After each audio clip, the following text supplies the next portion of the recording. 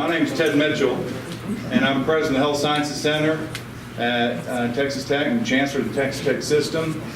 We've got some folks that I'd like to recognize straight off. We have Mayor Ginger Nelson, her husband Kevin right here. We've got regents here, Regent Michael Lewis, Regent Chris Huckabee, Regent Tim Lancaster. Is he around? Here he is in the back. We have Chancellor Bob Duncan sitting with us, the Viceroy from Vernon. We've got President Lawrence Skubanek here. We've got our Dean of our School of Pharmacy. We have a lot of folks representing the Health Sciences Center. We've got a lot of folks that are just friends of the Panhandle and friends of West Texas. Welcome to everybody. This is a great time for us. We're going to hear from a few folks here. The couple in particular we're going to hear from shortly is going to be Jerry and Margaret Hodge. All of you know the impact that they've had on this community. We were at an event this weekend, and we were flying back yesterday on a small little turboprop plane, and we flew over the Palo Duro Canyon. And when you see a place like that, from not too high but not within it, you get a really cool perspective of things. And you start thinking about the folks that have been here before us. If you go all the way back to the Apaches when they were there, and then later on they wound up being displaced by the Comanches. You've got Coronado and all his people that were coming up this direction, trying to figure out where the headwaters of the Red River started. And you look at the kind of the tenacity of the folks that came up here and saw something more than just landscape. And that really did infuse in this area kind of this DNA that we have of folks out here taking care of one another. And when you fast forward that and look at the city of Amarillo, you actually had folks that were here that were doing things 130 years ago, almost prepping things up for a city to pop up here. And people were looking at the railroad coming through here, coming from Fort Worth over into toward New Mexico, and they saw this as a spot that would be a great place to set up shop for things. One guy came in and he set up an area that he thought was really going to be great. I can't remember the dude's name.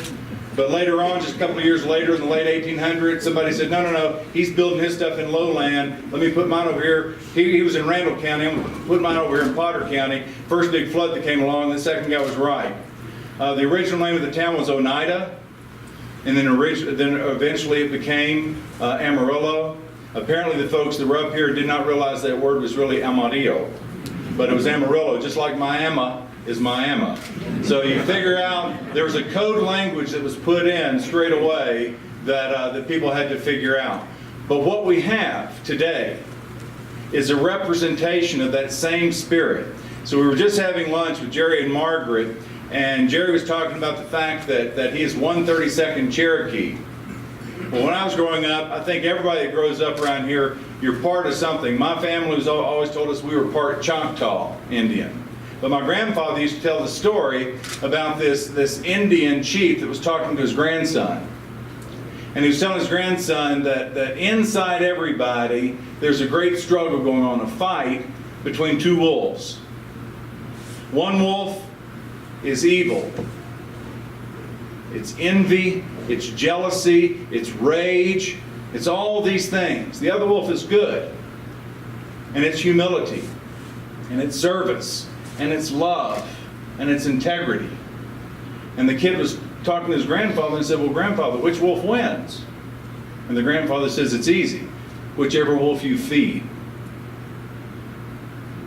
If you look at the people that are out here, in order for the area to survive together, the people have to help one another. You have to feed that good side of you, the side that focuses on community, not on self. You have to focus on those things that represent others before what you need. You have to focus on those things that are for the betterment of the region, not just for yourself.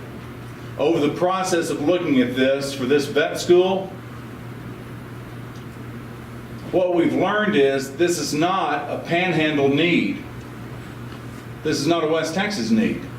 This is actually a need all around the state. The number of folks that have approached us in rural areas all over Texas saying, guys, this is hugely problematic where we are too. Can you help us? That's been surprising.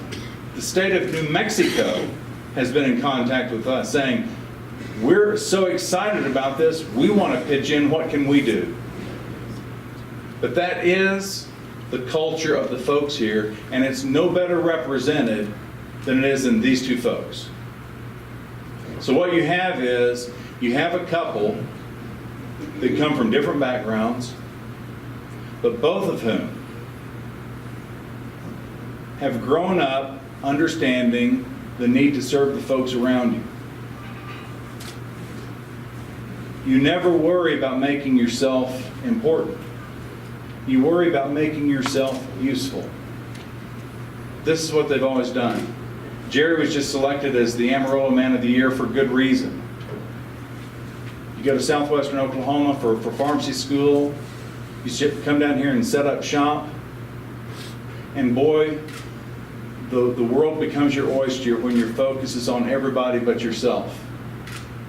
When he became mayor, he was the youngest mayor ever elected in Amarillo at age 34. You focus on the needs of other people, and it really does ingratiate them to you. The two of them have been doing this for this area for years and years and years. And this is just the culmination of one other thing that makes them stand out amongst the citizens of this area, all of whom are not only very self-reliant as far as getting things done, but also all of whom take care of one another. This is an argument that some of you have heard us make before. When we go down to Austin, one of the things that's important for us to do is to remind everybody down there that while we may only have west of I-35 13% of the population, it's that 13% of the population that provides the food, fiber, and fuel for everybody. Texas is the #1 state as far as an economy in the United States, and the two primary industries in this state are energy and agriculture, both of which are out here in West Texas. It is up to us to make sure that we're taking care of the needs that take care of those folks that in turn take care of everybody else. This is a critical part of that. This is a huge day for us with an announcement that Mr. Hodge is going to make here in just a minute. So at this time, I want to bring up Brian Heinrich. Where's Brian? Brian is a graduate of Texas Tech University. He's a lawyer. One of the things that I have done in researching some of this, the first law school in Texas was opened in 1931, Baylor College of Law. There's some that would argue that was one law school too many back then. But since that time, the state now has 9 law schools. Our daughter is a graduate law school. But Brian is one of those guys that he has helped to make things happen up here. He's been the one attending meetings. He's been the one keeping late hours to make sure that a project like this stayed on track. And he has been committed to this community for a long time. His family has done a remarkable job with their own kiddos, one of whom is in our medical school, which is a huge feat these days. I always tell everybody I run a medical school that were I to apply to today, I couldn't get in it. That's good. You know, timing is everything. But their son's doing exceptionally well, and it's families like this that make this community great. So please help me welcome Brian Heinrich.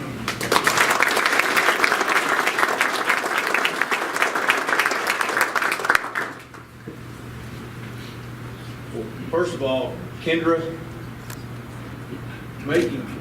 scheduling me to speak right after Dr. Mitchell, that's really not fair at all. I mean, it's going to be a real downer now, so I apologize in advance.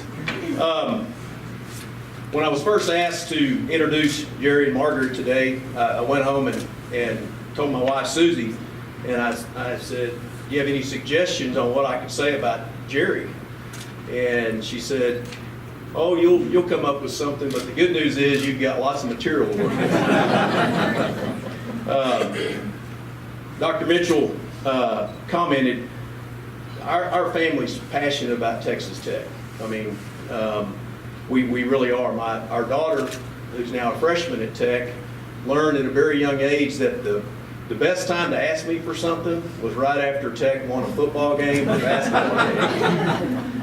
Conversely, she figured out very quickly that the worst time to ask me for something was right after Tech lost a football or basketball game. I have not heard from her since Saturday when I came up in Kansas, so she's acting true to form already.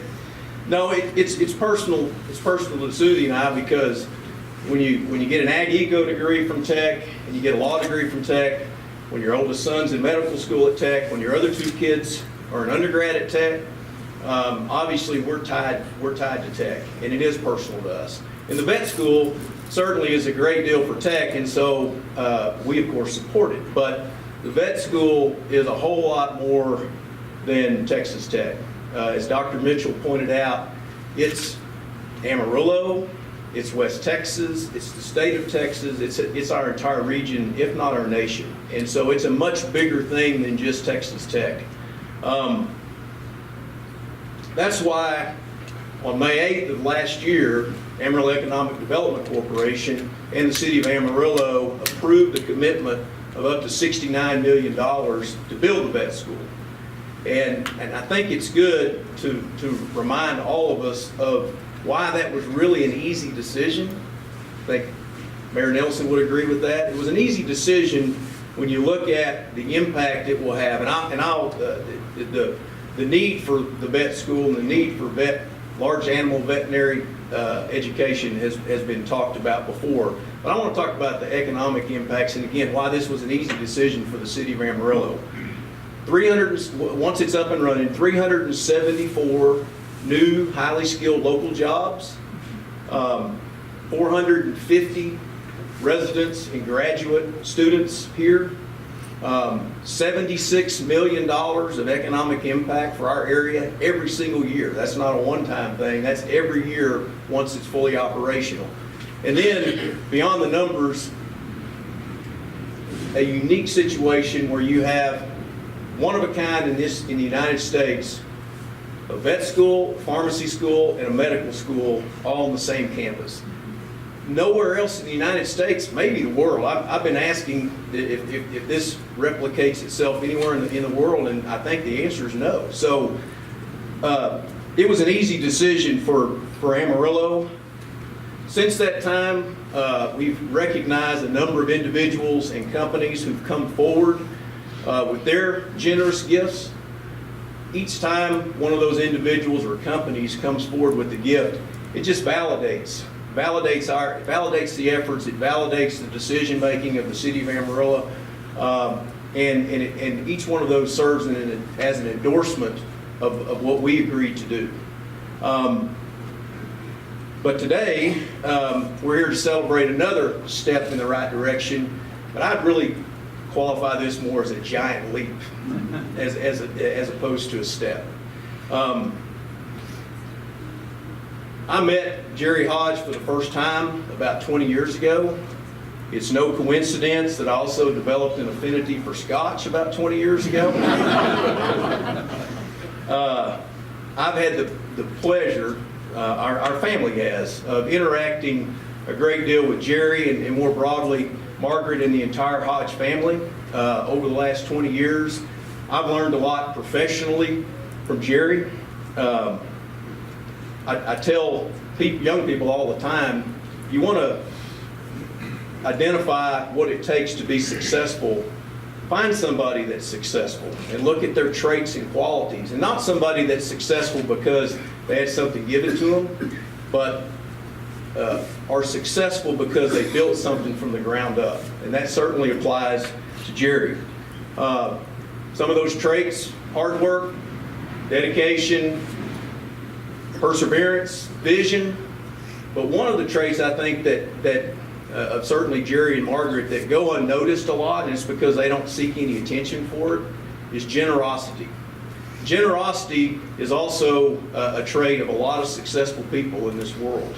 And the special ones, they don't make a big deal out of it.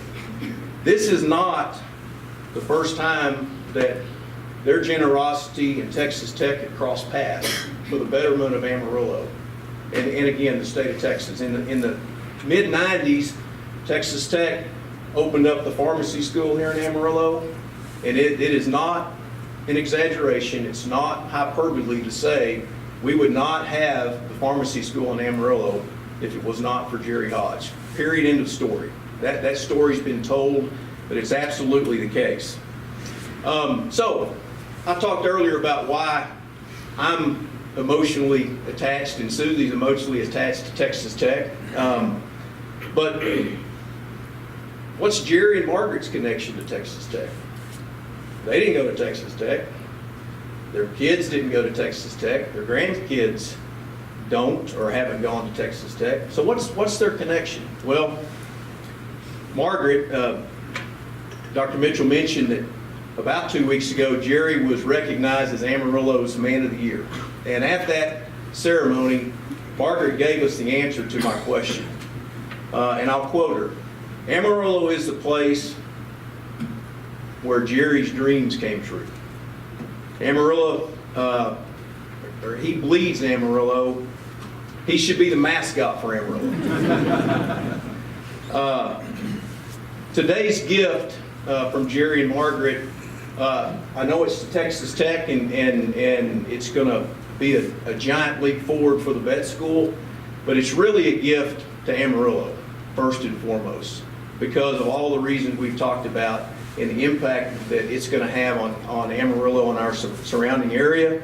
So there's no two people more passionate about Amarillo than Jerry and Margaret Hodge, and it's my privilege to introduce them as my friends, and thank you very much for making this contribution today.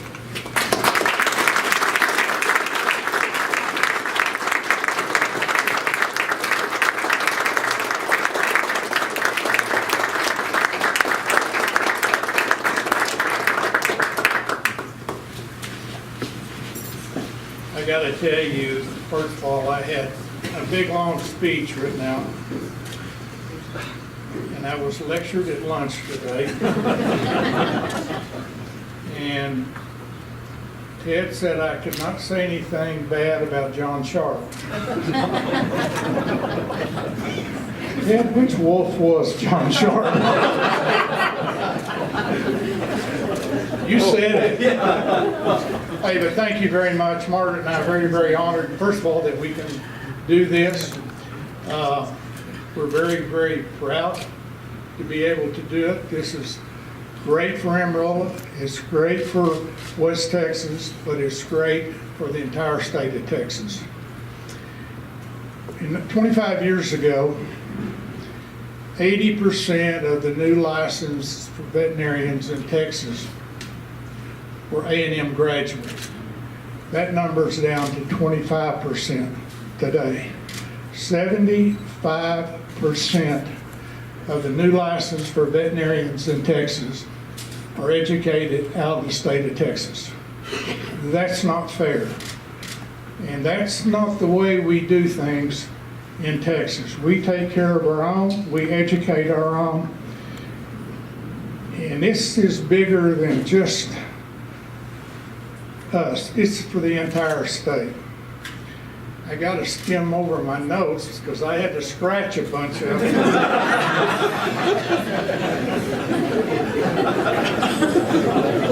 The hell with it, I gave the money.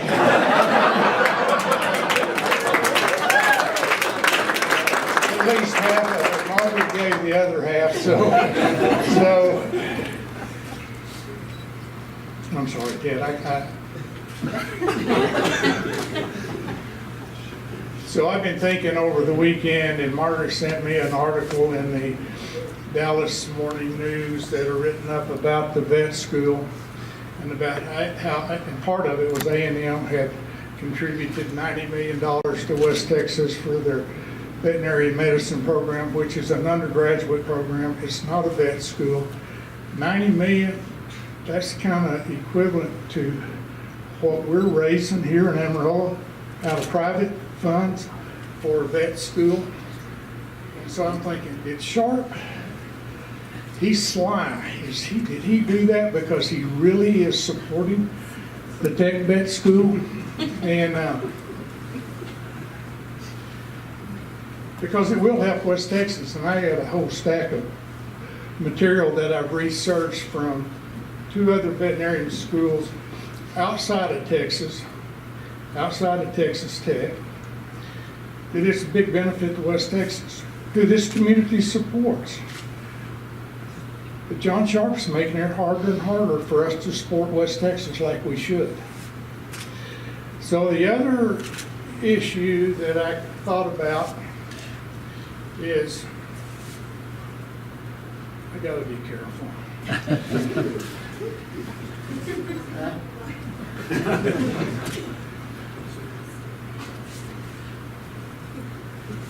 I am going to, with John Sharp's total opposition to this, from this day forward, I'm going to start calling you the Nancy Pelosi of Texas.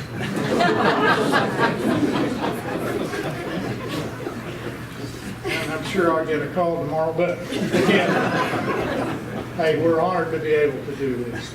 It's good for Amarillo, it's good for Texas Tech, and we're big supporters of both of you. Okay? Thank you.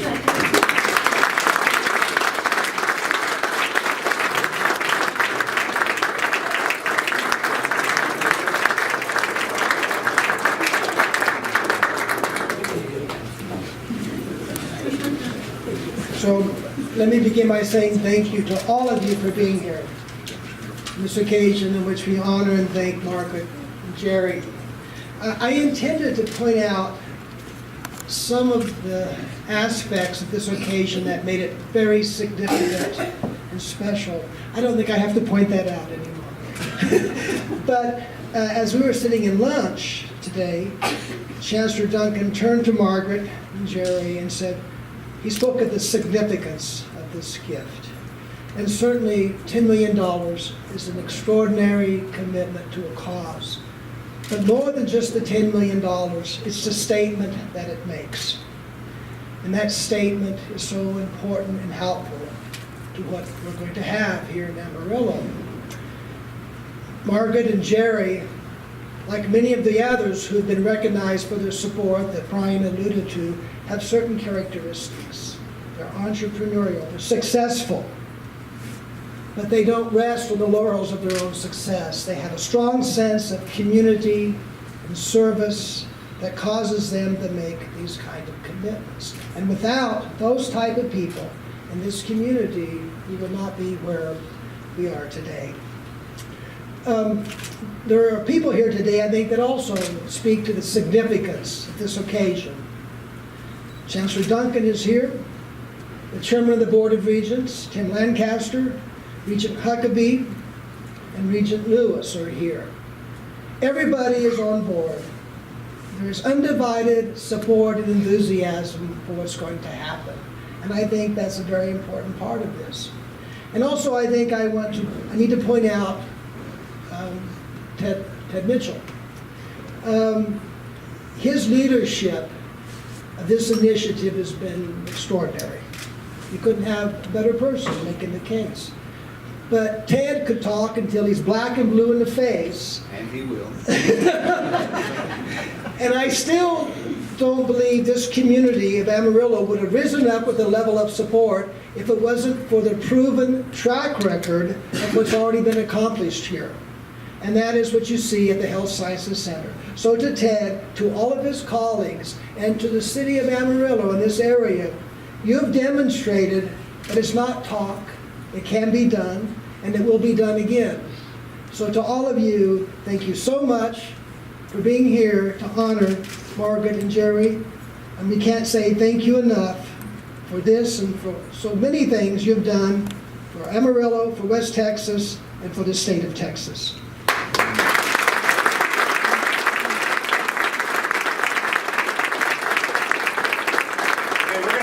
Reception now. We've got food. We've got drinks over here. When you talked about Amarillo last night after the Super Bowl, I was sitting in the other room. doing some work, and there was a show on television. Did anybody watch that show last night? It's something called The World's Best or something. Did anybody watch that after the Super Bowl? This is hilarious. This is the impact of Amarillo, Texas. So I'm sitting in the room, and they've got people from all over the globe. They had some folks from Korea that were doing karate stuff. They had some young men from the Philippines singing a song. Well, as I'm sitting in there, there was a guy that was competing from Mongolia. He did not speak English, and his talent was singing. As I'm sitting at the kitchen table, I hear a guy that does not speak English from Mongolia singing Amarillo by Morning. This is the impact of Amarillo, Texas on the globe. We have refreshments. Please enjoy. Thanks for coming out.